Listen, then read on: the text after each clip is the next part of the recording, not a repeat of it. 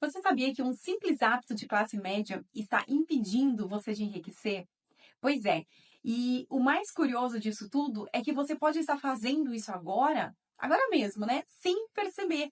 Muitas vezes isso acaba entrando ali no nosso dia a dia, a gente acaba não percebendo. Até porque a classe média, ela muitas vezes são pessoas que conseguiram subir de degrau, né? Elas saíram de uma situação muito difícil, onde não tinham quase nada, para a classe média, onde já conseguem ter ali condições melhores, né? E acabam tomando decisões, fazendo escolhas nada favoráveis para que a riqueza entre, para que a riqueza chegue até você. Sabe aquela sensação de que de estar sempre correndo, se esforçando, né? Mas nunca chegando aonde gostaria? Pois é, a classe média vive como se estivesse numa esteira, né? Ela avança no emprego, melhora de vida, mas ela continua no aperto. Ela continua sem dinheiro. Ganha mais, mas nunca sobra, né? Conquista coisas, mas a paz, ela nunca chega. E por quê? Porque a armadilha não está na renda, no quanto você ganha, e sim nos seus hábitos. Muitas dessas decisões são motivadas por um desejo de mostrar o sucesso. Então, confunde-se status com progresso. E o resultado, dívidas, frustrações, né? A falta de investimento e a pior, né, a pior parte de tudo isso é que pode estar acontecendo sem você perceber. E o problema começa quando a pessoa, ela sobe um degrau na escala social e se sente de repente rica. Gente, isso é tão fácil de acontecer, porque o salário ele aumenta e logo vem a vontade de comprar o que antes era impossível. Aquele celular novo, roupa nova, né? Aquela roupinha de marca, compras maiores no mercado, até o gás é trocado sem pensar duas vezes. Muitas vezes ele nem terminou e você está trocando seu gás. Isso parece liberdade, mas é uma falsa sensação de riqueza. O quase rico, ele se acomoda, ele troca investimentos por consumo. E assim a armadilha se fecha de novo. E aí você acaba entrando nessa armadilha de novo, né? De não conquistar as coisas que você poderia estar conquistando se agisse diferente, né? Muitas vezes nós contratamos pessoas para resolver coisas que nós mesmos poderíamos resolver. Por exemplo, uma faxina, jardinagem, lavagem de um carro, a pintura da casa, né? Como se fosse obrigatório você estar contratando essas pessoas. Claro que você precisa dar o trabalho a essas pessoas, sim, mas quando você tiver condições para isso, quando você estiver tranquilo financeiramente, né? Ou quando você precisar desse tempo, por exemplo, uma faxina aqui na minha cidade, ela custa em torno de R$ 150, gente, meio dia, tá? Então, se você usa esse meio dia, tá? Para fazer uma renda extra que vai te gerar mais do que o valor da faxina, mais do que R$ 150, vale a pena você contratar a pessoa sim, porque aí você vai usar esse tempo para fazer mais renda, entende? Então você precisa ter essa consciência. Por exemplo, cortar a grama, né? Muitas vezes nós estávamos contratando o tiozinho a cada 15 dias, tá? Então daria ali em torno de R$ 80 por mês, né? Então, a gente estava gastando R$ 80 por mês. Então, mais ou menos, em torno ali de 10 meses, a gente já consegue comprar a nossa máquina de cortar grama. Eu sei que para o tiozinho é muito importante que a gente chame ele e o contrate. Porém, ele tem muitos outros lugares, muitos outros serviços. E eu, neste momento, preciso, talvez até ser um pouco egoísta, mas eu preciso pensar na minha condição financeira hoje. Eu posso estar contratando, eu posso estar, né, me dando o luxo de a cada 15 dias chamar o tiozinho? Ou eu vou conseguir economizar muito mais se eu comprar a minha máquina de cortar a grama e eu mesma fazer esse serviço. Então, é isso que você precisa colocar na balança, você precisa pensar o que vale a pena. Se vale a pena você contratar para gerar mais renda, ok. Caso contrário, não. Faça mais renda e vai fazer o serviço que precisa ser feito também, tá bom? Eu mesma pinto as paredes aqui de casa e isso para mim é uma terapia. Eu amo fazer isso. E a minha economia é gigante. Porém, eu faço aos poucos. Eu faço um cômodo por vez. Então, eu vou lá, pinto a sala de estar, venho fazer os meus trabalhos. Depois eu faço outro cômodo, entende? E tem vezes que eu dou uma de mão, deixo ali, venho fazer o meu trabalho, no dia seguinte eu vou lá, dou outra de mão. Claro que você tem que ter um pouquinho de paciência, vai demorar mais tempo do que se você contratar uma pessoa. Mas você já calculou o quanto você economizaria? Porque, gente, a mão de obra, ela tá caríssima. E eu acho que tem que estar mesmo, tem que valorizar o seu trabalho. Mas aí depende da sua realidade de pagar ou não pagar, pelo menos no momento em que você se encontra, entende? Você tem que parar para pensar sobre isso. Então, a escolha de comprar a máquina ao invés de pagar o serviço não é egoísmo, gente, é planejamento, é tomar decisões conscientes para ter a tranquilidade amanhã. E agora tem um erro que é quase um símbolo aí da classe média, né? É o carrão financiado. Você vai lá, compra um carro num financiamento que você leva aí 30 anos para pagar. Você tem o IPVA, você tem o seguro, tem a manutenção, né?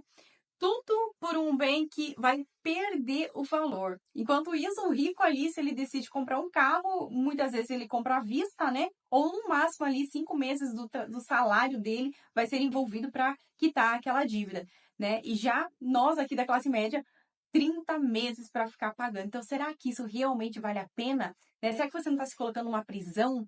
Ou você está comprando ali só por status? Pense bem, né? E falando em armadilhas, talvez a mais traiçoeira, né, de todas aqui, seja o cartão de crédito. Ele parece um aliado, o limite é alto, né, fácil de usar, mas também é fácil de cair com ele.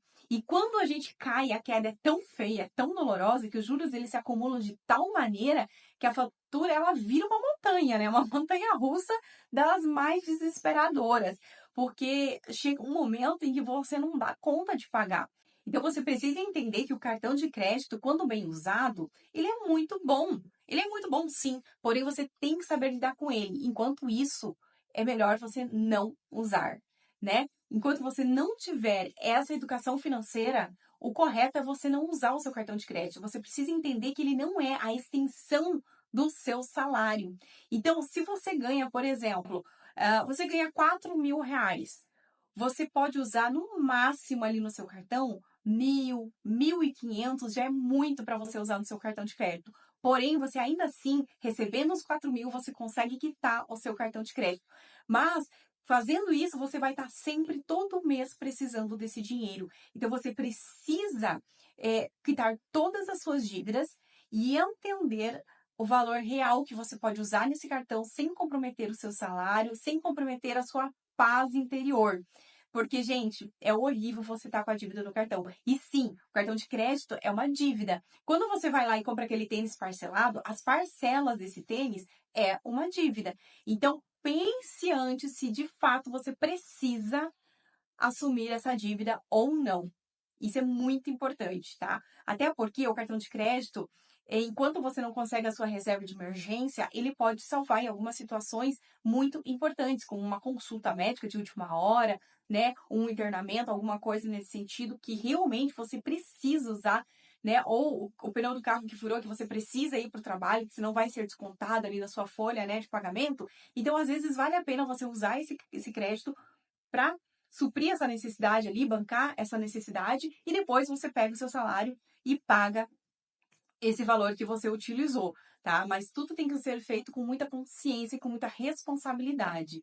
Mas quem nunca, né, não extrapolou a fatura do cartão? Quem nunca fez isso, gente? Eu já fiz muitas vezes e eu ainda não consegui pagar todas as minhas faturas, mas eu estou no caminho e estou colocando todas essas dicas em dia, né? Tô fazendo tudo isso, gente. Então, assim, inclusive tem um balanço que era da minha filha de quando criança, né? E ele permanece aqui em casa. E ele precisa também de uma manutenção. Então, né, uma vez por ano, pelo menos, precisa passar uma tinta nele. E quem passa sou eu. Eu não pago alguém para fazer esse serviço. Muitas pessoas pagam pessoas para fazer um serviço simples que até te dá um certo prazer ali, né? Para mim é uma terapia. Então, eu gosto muito de fazer essas coisas. E por que não, né? Principalmente quando você consegue ver o quanto você economiza. Porque para pintar o balanço, certamente alguém me cobraria em torno de R$ 500, não menos que isso, pelo menos aqui na minha cidade. E aí, na sua cidade, quanto custa, será um trabalho para pintar aí um balanço com duas cadeirinhas, né? Aqueles balanços de ferro. Eu né? O meu até tá na hora de começar a pintar. Então, tudo isso você tem que refletir, você precisa pensar. O quanto você vai gastar? Será que eu não consigo fazer? Porque é rapidinho de fazer, gente. Isso aí não toma muito tempo, não, tá? Então, para pra pensar, tudo que você pode fazer, faça você mesmo na sua casa. Então, toma cuidado com as suas decisões, tá? Então, o dinheiro, ele quer entrar na sua vida, mas muitas vezes você não permite que ele entre agindo de forma errada, fazendo as escolhas erradas. Bom, gente, então que fique entendido que o cartão ele não é uma extensão do seu salário, ok? E existe sim uma virada de chave. E ela não começa com mais dinheiro, mas com melhores escolhas. Então, gastar menos, investir melhor, viver mais leve, trocar o preciso impressionar pelo quero construir, cada pequeno corte de gasto, cada decisão mais consciente te aproxima da liberdade financeira. Porque, no fim das contas, não é sobre ganhar mais. Entenda isso. É sobre o que você faz com aquilo que você já tem. Riqueza de verdade, ela é silenciosa, ela é estratégica, ela é constante. É construída aos poucos, com escolhas repetidas aí todos os dias, né? Então, cozinhar em casa, estudar sobre finanças é muito importante. Poupar antes de gastar, isso é o que transforma uma vida. Você percebeu? Nenhum desses hábitos parece tão errado à primeira vista, né? Mas juntos eles constroem uma vida aonde o dinheiro entra, mas ele nunca permanece. Você não consegue manter o dinheiro com você. E a boa notícia é que a chave para mudar tudo isso já está com você. Não é sorte, não é dom, é decisão. Exatamente, tomando decisões corretas. E é claro que, se você tiver condições de aumentar a sua renda, é claro que você vai aumentar a sua renda. É claro que fazer mais dinheiro vai fazer você crescer mais rapidamente. Mas não adianta você aumentar a sua renda enquanto você não mudar isso aqui, enquanto você não entender que você precisa mudar o seu mindset, que você precisa mudar a sua mentalidade, que você precisa mudar a maneira com que você lida e você age com o seu dinheiro. Bom, então a chave para mudar tudo isso aqui já está com você. Não é sorte, não é dom, é decisão.